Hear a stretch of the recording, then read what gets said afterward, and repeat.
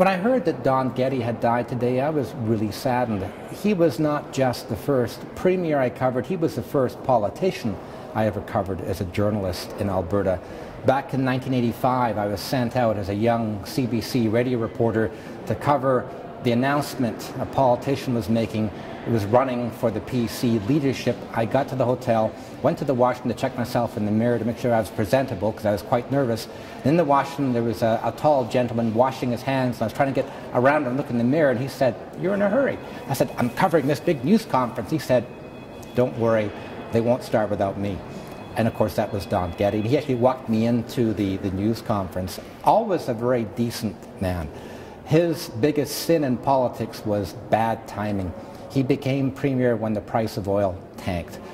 How low did it go? $8 a barrel. You think the price is low right now, and Don Getty then had to ran up a really large deficit, and he got attacked on that front for years, especially by Ralph Klein, who would say for years, really, the problems were all Don Getty's, that the government didn't have a revenue problem, it had a spending problem. But after he had left politics, Don Getty would say, "Look, we had a really major revenue problem."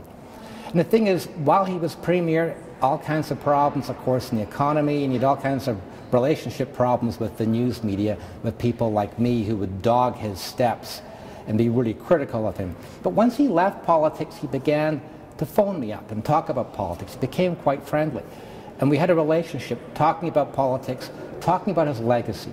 And of course, even though he's remembered for Family Day, it's so much more than that. He was very proud of the fact that as Minister of Energy in the 1970s, he helped kickstart the oil sands. And also the Grant MacEwan College that became MacEwan University in downtown Edmonton. We can thank him for that construction of that cornerstone and redeveloping downtown Edmonton. He was also a huge advocate for First Nations peoples, particularly the Métis.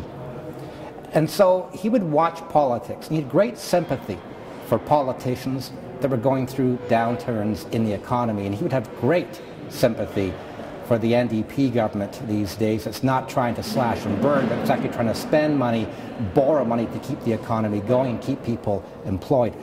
So he would have great sympathy for Premier Rachel Notley and the NDP government because he went through many of the same problems 30 years ago. I'm Graham Thomson with the Edmonton Journal.